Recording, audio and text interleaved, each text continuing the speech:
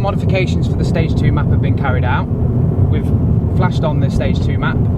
We're now just out on a road test, just doing some data logging just to make sure that everything's okay. When we get back to the workshop, we'll analyse that data, make sure that we're happy with everything. Everything's okay so far, and then we'll be ringing the customer to let them know that the vehicle's ready.